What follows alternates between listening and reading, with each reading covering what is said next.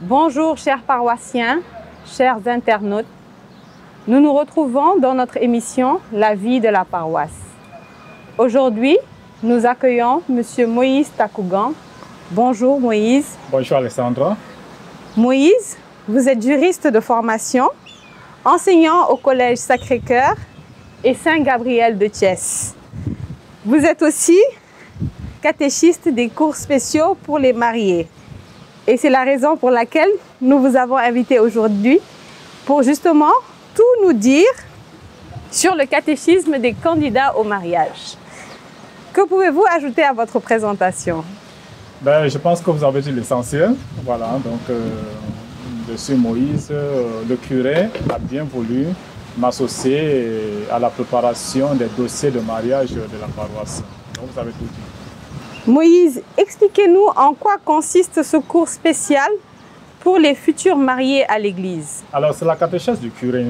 Vous savez que le curé, lui, reçoit au moment de son installation les 3 fonctions épiscopales, à savoir enseigner, sanctifier et gouverner son peuple. Alors, à ce titre, le curé, il est le catéchiste de la paroisse et il est le ministre ordinaire du sacrement du mariage dans sa paroisse. Et bien sûr, il a la possibilité de confier un ou les 3 aspects nécessaires du sacrement du mariage, à savoir la constitution et la gestion des dossiers, la préparation et la formation, et également la célébration. Il peut le confier à un de ses collaborateurs, un prêtre, un religieux, une religieuse ou alors un laïc, chacun selon sa compétence, chacun selon sa qualité. Je suis juriste, comme vous l'avez dit, c'est à ce titre que le curé a bien voulu m'associer à la préparation et la gestion des dossiers canoniques du mariage. Voilà. Alors, le cours donc, concerne tous ceux qui se préparent au mariage et qui n'ont pas eu à recevoir un ou les 3 sacrements d'initiation chrétienne. En parlant de mariage religieux, parlez-nous un peu de ce sacrement. Alors, il existe, d'abord il faut dire que le mariage à l'Église catholique est régi par un certain nombre de textes, particulièrement dans le Code du droit canonique et à partir du canon 1063. Il existe 2 types de mariage. Le mariage sacramentel et le mariage dispar. Alors, il y a 2 types de mariage sacramentel. Le mariage sacramentel ordinaire qui unit 2 catholiques. Le mariage sacramentel mixte qui unit un catholique et une personne baptisée dans une église en communion avec l'église catholique. Je vais citer les protestants, évangélistes, méthodistes, luthériens, etc. Et puis, le mariage dispar qui unit un chrétien catholique avec un non baptisé. Au Sénégal, particulièrement, c'est beaucoup plus les musulmans, un musulman. Voilà. Est-ce que cela veut dire que le mariage dispar n'est pas un sacrement? Non. Alors, il faut qu'on s'entende bien. À l'Église catholique, tout mariage est sacré. Même le mariage entre 2 musulmans, c'est sacré. Même le mariage uniquement contracté à l'état civil. Je dirais même un mariage même contracté uniquement à l'état traditionnel, pour l'Église catholique, c'est sacré. Mais tout mariage n'a pas de valeur sacramentelle. Comme je l'ai dit, le mariage sacramentel et le mariage mixte, voilà, le mariage sacramentel ordinaire et le mariage mixte sont des sacrements. Mais le mariage dispar, c'est-à-dire entre un catholique et un musulman, n'est pas du tout un sacrement. Pourquoi? Il faut d'abord qu'on aille sur une base. C'est que le mariage dispar est formellement interdit par l'Église catholique. Formellement interdit par l'Église catholique. Pourquoi? Parce que la disparité de culte déjà fait partie de ce qu'on appelle un empêchement d'irriment. Ce n'est pas moi qui le dis, c'est le canon 1086 qui le dit. Un empêchement d'irriment, c'est un empêchement qui fait que le mariage devient nul.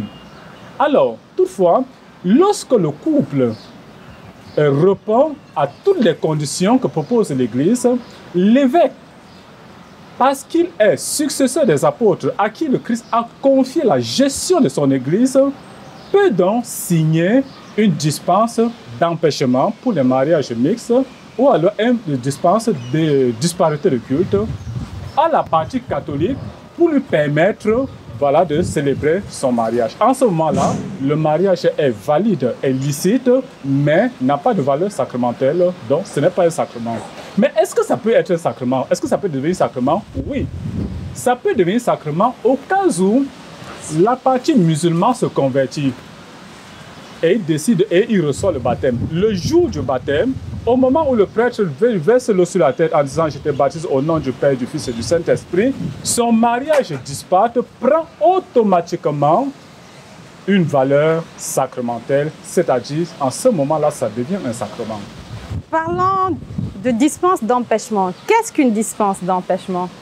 Alors, comme je l'ai dit tout à l'heure, une dispense d'empêchement, c'est une dispense d'empêchement concerne les mariages mixtes et les dispenses de disparité concerne le mariage avec disparité de culte, c'est-à-dire entre un catholique et un musulman.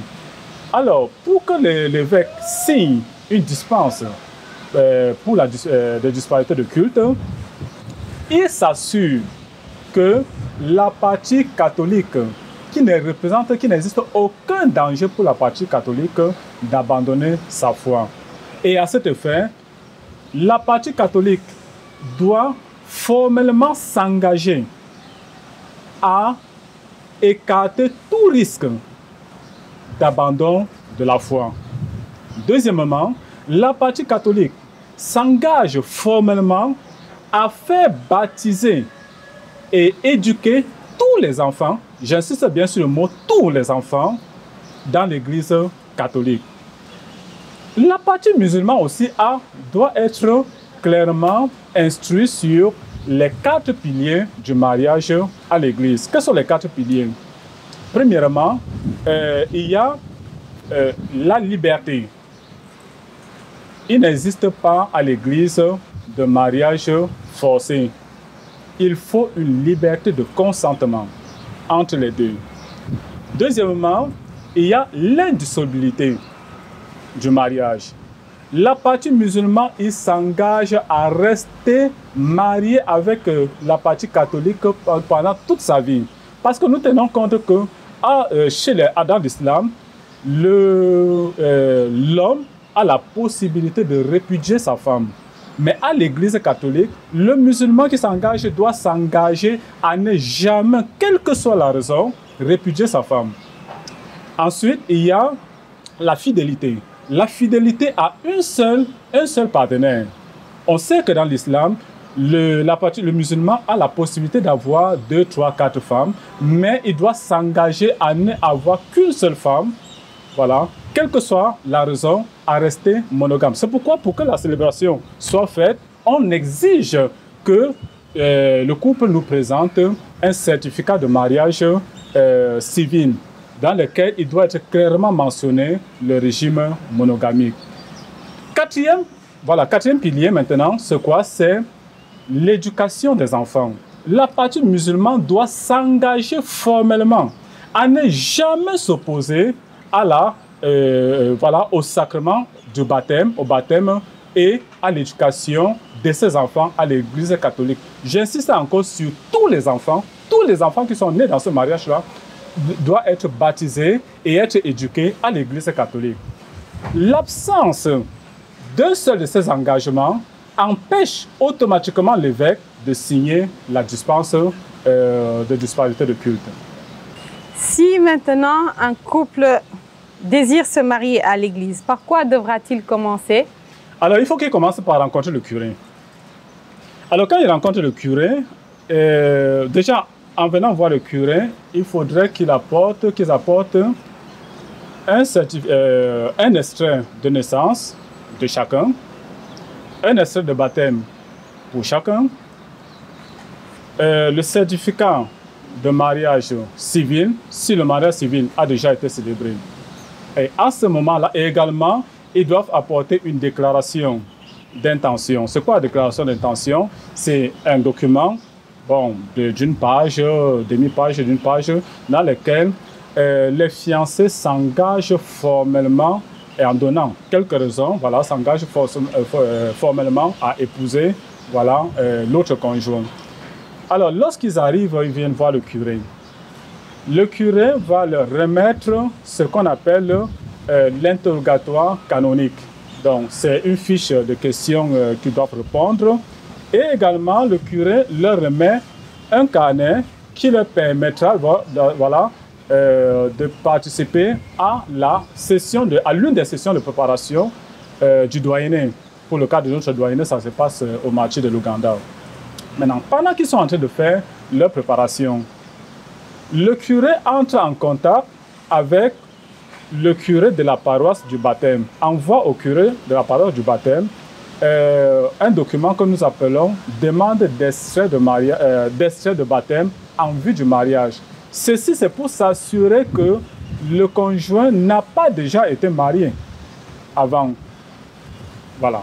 Donc, il y a ça. Mais également aussi, je voudrais aussi ajouter, bien sûr, dans les dossiers qu'il faut apporter, il y a un certificat de divorce si un des conjoints a déjà eu à contracter un mariage civil auparavant. Parce que bien sûr, un mariage civil contracté auparavant et non cassé peut être une cause d'empêchement du mariage. Quel est le rôle des témoins?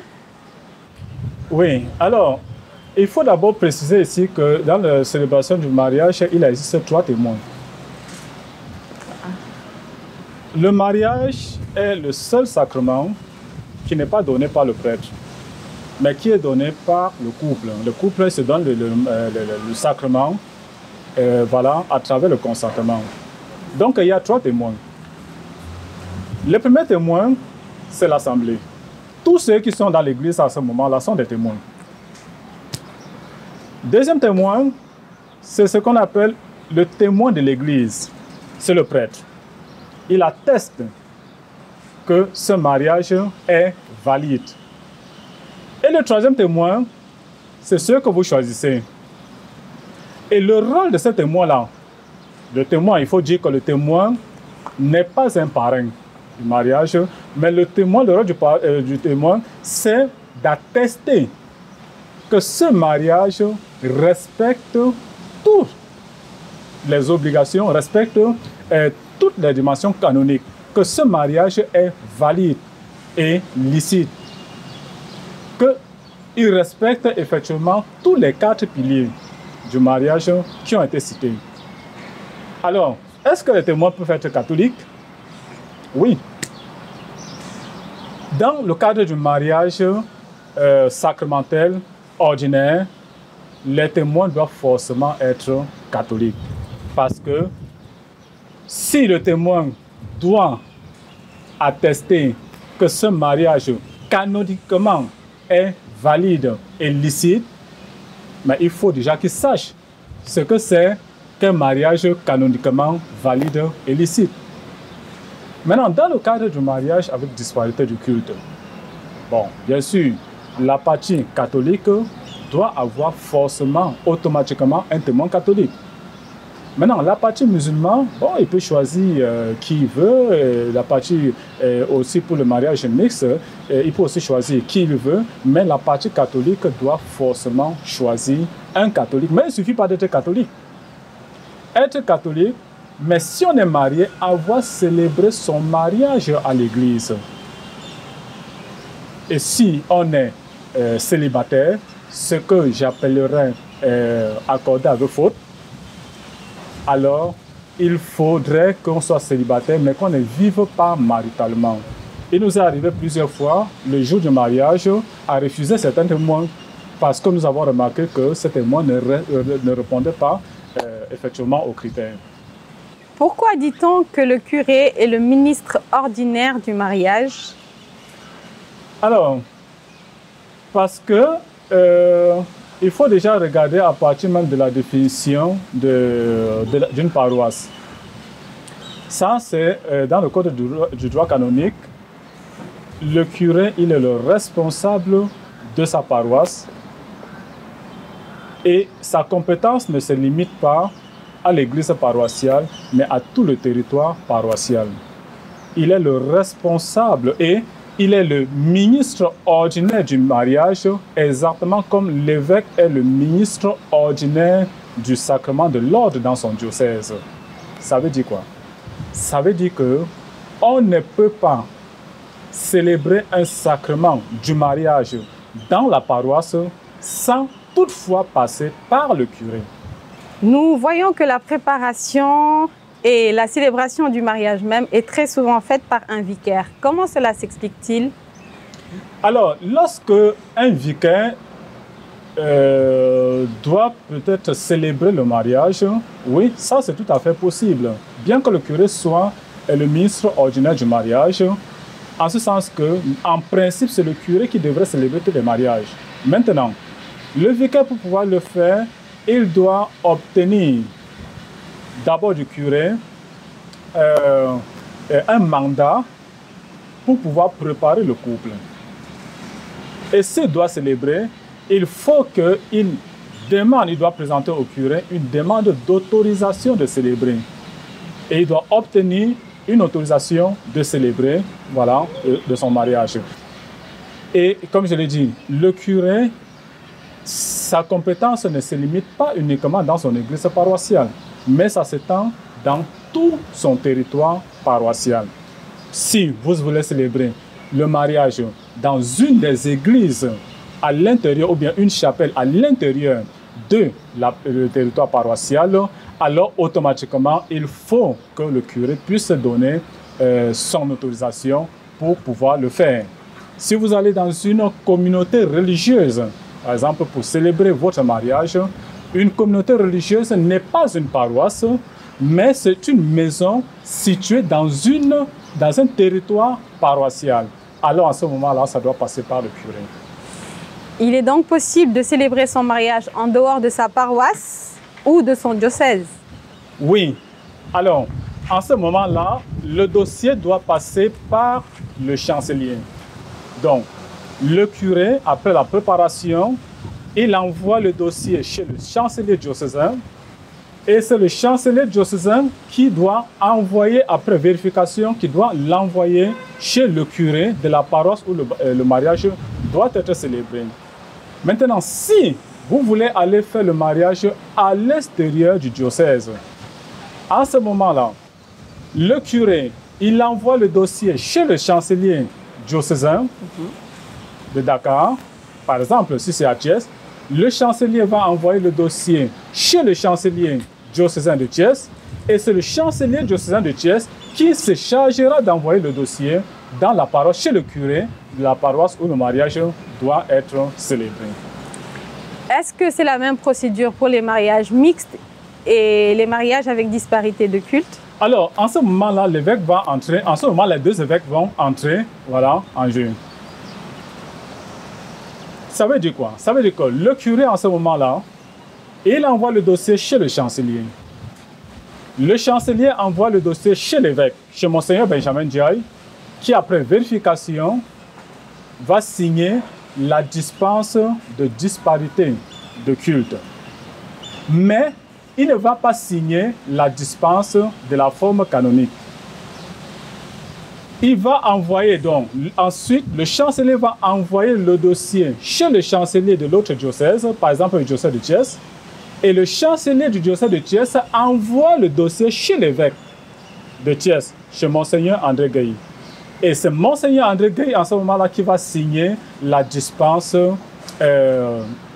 Voilà. C'est en ce moment-là que Monseigneur André Gailly va signer ce qu'on appelle la dispense de la forme canonique. Pourquoi? Parce que Monseigneur Benjamin Ndiaye ne peut pas, les diocèses sont autonomes et Monseigneur Benjamin Ndiaye n'a pas compétence pour signer une dispense de la forme canonique dans un autre diocèse. Moïse, quel est votre plus grand souhait pour la paroisse Saint-Pierre des Baobabs? Bien, que tous les couples soient, voilà, que tous les couples, tous ceux qui vivent maritalement, puissent venir voir le curé, venir voir le prêtre pour pouvoir régulariser leur situation. Parce que c'est assez difficile de vivre voilà, dans le mariage et de ne pouvoir pas communier. Voilà mon plus grand souhait. Merci beaucoup Moïse.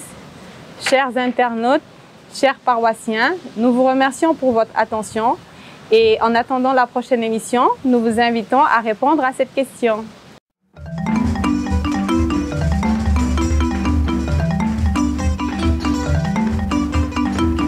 Nous vous disons à bientôt. Prenez soin de vous et de vos proches.